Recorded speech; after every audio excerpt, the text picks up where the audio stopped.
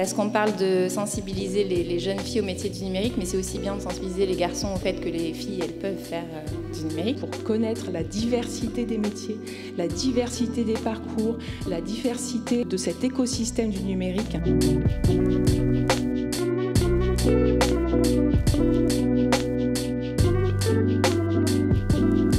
On va commencer avec vous, Caroline Cazzi, directrice de Facero. Vous avez un micro juste en face de vous, ça va fonctionner et on va mettre le son dans quelques secondes. Vous allez nous présenter un programme, je vous laisse nous présenter Wi-Fi, c'est ça? Donc Facero, c'est la fondation Agir contre l'exclusion. On est un club d'entreprises engagées et la question de l'inclusion numérique, comme on le partage avec mes collègues ici, c'est quelque chose qui est assez transverse à toutes nos activités. Et effectivement, sur le programme Wi-Fi, on y reviendra peut-être un peu plus tard, mais c'est un programme dédié aux jeunes filles dans le milieu scolaire pour effectivement les amener à découvrir les métiers du numérique en amenant les entreprises du numérique qui sont particulièrement investies sur notre territoire pour les amener à découvrir, à expérimenter du codage, à découvrir des métiers.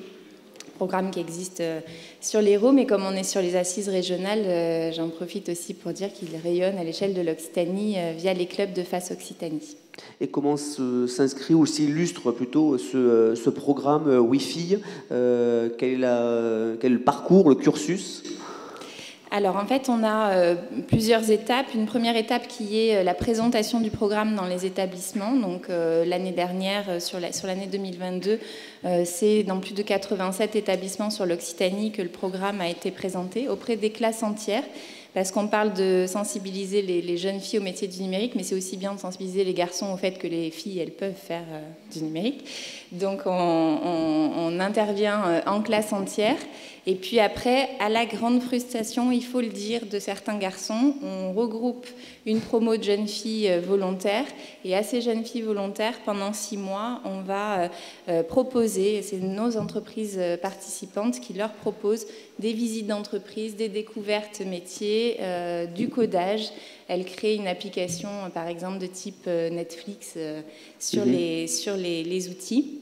Et tout ça grâce notamment au soutien et à l'ingénierie de Dell, qui est ici présent aujourd'hui et qui nous accompagne beaucoup et qui met à disposition des jeunes filles des ordinateurs, parce que la question de l'outil et de la capacité à s'en servir, elle est primordiale quand on est sur ce programme. Combien d'entreprises sont mobilisées depuis le lancement de ce projet ? Alors sur l'Hérault, c'est la 4e promotion en cours. On agit sur Montpellier et sur Béziers. Et sur chaque promotion, on a 10-12 entreprises du numérique qui sont mobilisées. Alors, on entend évidemment ce projet très positif. J'entends aussi que pour les garçons, il y a encore un peu d'effort à faire. Non, c'est ce que j'entends. Donc il y a besoin d'installer quand même. Évidemment, on est dans une matinée au cours de laquelle on va parler positif parce que c'est vraiment l'engagement. Mais il y a encore du travail et donc il y a encore beaucoup de pédagogie à faire. C'est ce que vous nous dites. Oui, complètement, à tous les niveaux. Dans l'éducation, à l'école, on fait beaucoup d'interventions sur l'égalité filles-garçons de manière générale, et la représentation genrée des métiers, ça en fait totalement partie. Et puis après, dans l'accès à l'emploi, et dans les entreprises aussi, déconstruire encore et toujours les représentations. On l'a vu tout à l'heure avec l'exemple qu'a donné Philippe sur les candidatures et l'orientation que prennent les candidates quand elles ont un poste qui leur semble accessible, elles y vont, alors que les aptitudes et les compétences auraient pu être déployées autrement. Un dernier mot, en effet, vous êtes la directrice de Facero. Ce processus a vocation à s'étendre sur d'autres départements de la région Occitanie, et de quelle manière ? Oui, alors aujourd'hui, il est présent donc, sur les 7 territoires que couvrent les clubs FACE Occitanie, donc le Gard, l'Hérault, l'Aude, les Pyrénées-Orientales, la Haute-Garonne, l'Aveyron et le Tarn.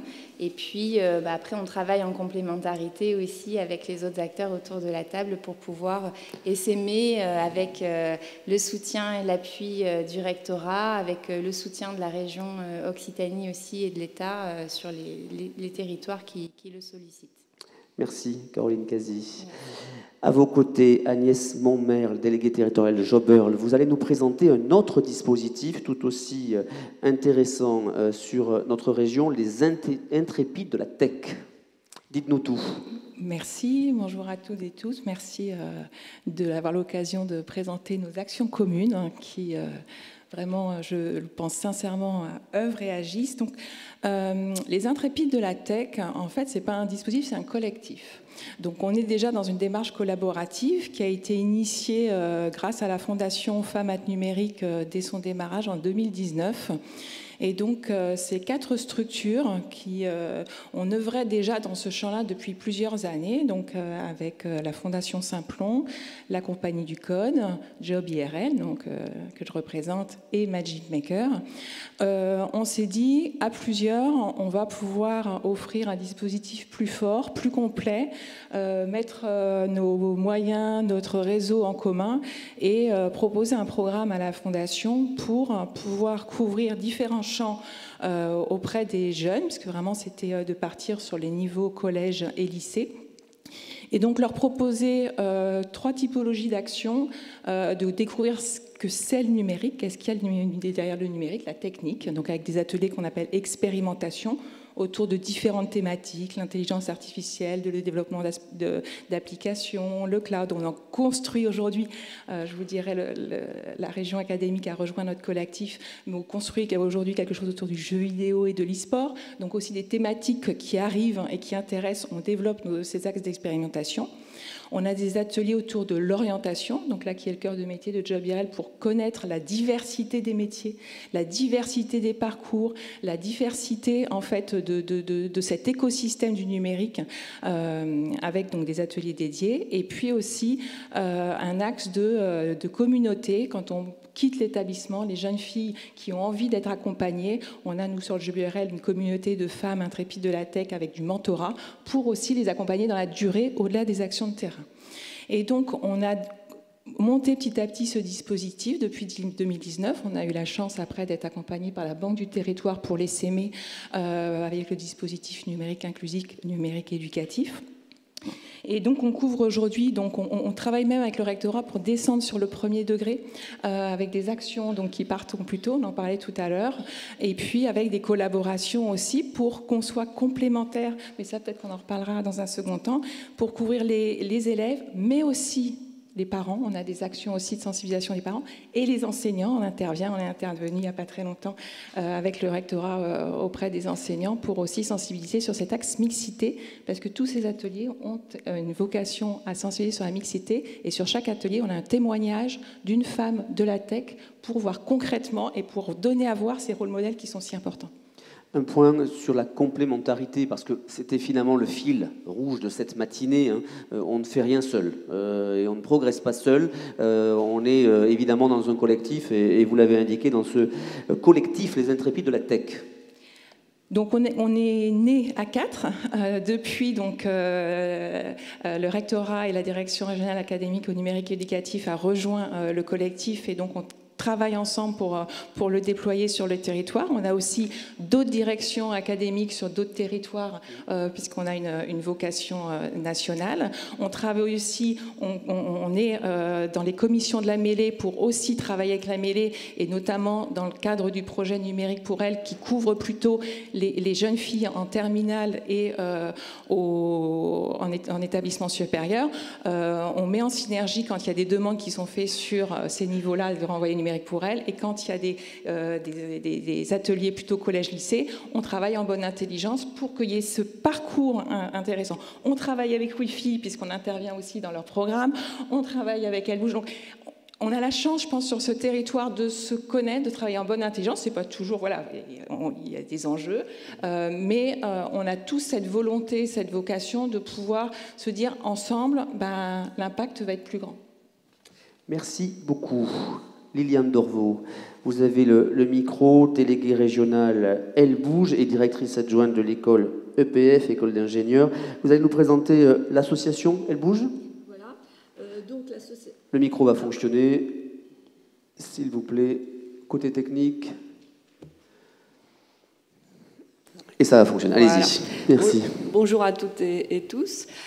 Donc l'association Elle Bouge est une association qui est née il y a à peu près une quinzaine d'années face au constat du manque cruel de femmes et de jeunes filles dans les milieux des sciences et techniques au sens large. sciences, engineering, techniques, mathématiques, etc. Et du coup, cette association s'est développée d'abord au niveau régional sur l'Île-de-France et maintenant sur l'ensemble du territoire avec toutes les régions.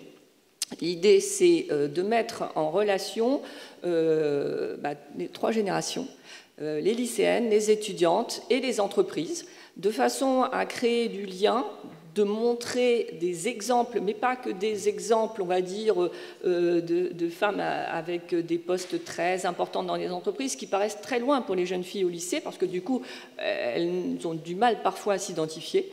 Et le fait de créer ce lien avec les étudiantes et également donc avec les marraines d'entreprise, eh bien ça donne du sens et ça montre, ça ouvre tous les champs des possibles, comme on dit, et ça crée vraiment de l'envie de la part de ces jeunes filles.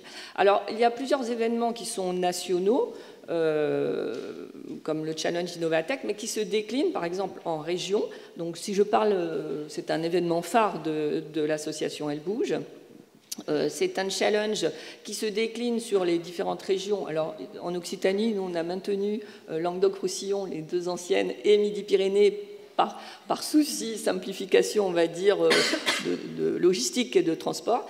Donc, c'est un challenge qui se déroule sur une journée et qui met en lien, sous la forme d'un hackathon, si vous voulez, des jeunes filles du lycée, des étudiantes et des marraines d'entreprise, et donc des entreprises partenaires, puisque je souligne que l'association a énormément d'entreprises partenaires, c'est ce qui fait également, qui donne le sens à ces actions, ainsi que des ministères. On a 6 ministères qui sont partenaires. Et le temps d'une journée, elles vont travailler sur l'industrie du futur sous la forme d'un hackathon en proposant un projet. Voilà. Donc on mélange ces équipes, ce qui permet, elles ne se connaissent pas, hein, on les immerge directement en début de matinée et à la fin de la journée, elles produisent souvent des projets qui sont bluffants, avec une présentation devant des professionnels, et l'équipe finaliste de chaque région va faire la finale nationale au ministère de l'économie. Cette année, c'est le 31 mai, donc bientôt. Et on espère, on croise les doigts, Midi-Pi ou Languedoc-Roussillon dans le trio gagnant. Voilà, donc ça, c'est un exemple vraiment très pratique, très concret, qui éveille des passions. Et bien sûr, il y a d'autres actions avec des journées dédiées, Elle Bouge pour le numérique, bien sûr, qui donne l'occasion d'aller visiter des entreprises avec des collèges et des lycées qui s'inscrivent, mais on a également Elle Bouge pour l'aéronautique, Elle Bouge pour l'énergie, etc. Et aussi les semaines de l'orientation. Voilà. Je voulais simplement rajouter qu'on s'aperçoit qu'effectivement, toucher les lycées, c'est bien, mais ça ne suffit plus. Il faut aller plus loin, les collèges, c'est bien, mais ça ne suffit plus. Et il faut aller toucher les primaires. Donc on démarre des actions avec les primaires parce que ça commence là. Et on s'aperçoit que les stéréotypes, en fait, en primaire n'existent pas. Les jeunes filles, les petites filles et les petits garçons, ils jouent de la même façon sur des systèmes de capteurs ou des choses à créer. Et la différenciation, le stéréotype intervient un peu plus tard. Donc si on va creuser à la base, et on a vraiment cette volonté d'action très tôt pour montrer que voilà, les métiers n'ont pas de genre, et on peut s'intéresser, on peut faire des sciences, des techniques du numérique, quel que soit son genre, et comme il a été souligné tout à l'heure, il s'agit plutôt de notion de compétence et pas de question de genre. Liliane Dorveau, une petite question pour compléter votre propos. On entendait tout à l'heure le ministre Jean-Noël Barrot, évidemment, qui présentait une stratégie nationale, mais à vous entendre, toutes les trois, on montre bien que ça se passe sur le terrain quand même. Et que finalement, la décentralisation, là, elle est poussée à l'extrême et c'est bien. C'est clair, c'est clair. C'est vraiment sur le terrain et c'est un combat sans fin. Enfin, je vais faire en aparté quand même. Donc, je suis adjointe à la direction de l'EPF. L'EPF, ça vous dit peut-être pas grand-chose, mais l'EPF, c'est l'ancienne école polytechnique féminine. Et mine de rien, c'est une école qui a été créée par une femme, Marie-Louise Paris, en 1925, donc qui est quand même une figure emblématique qui s'est battue toute sa vie pour arriver à donner l'accès au métier de l'ingénierie aux femmes. Donc vous voyez, et c'est sur le terrain qu'on y arrive, et il n'y a que comme ça, en allant montrer, en allant créer du lien entre les jeunes filles, les étudiantes, les entreprises, montrer qu'il y a cette volonté, et décupler, et également, je pense que la notion de collectif dont on a parlé est fondamentale, parce qu'il ne s'agit pas de démultiplier des actions, mais plutôt de les regrouper, de mutualiser, montrer qu'on va toutes dans le même sens. Merci Liliane Dorvaux, Agnès Montmerle et Caroline Casi, qu'on applaudit. Merci beaucoup. Merci à vous trois.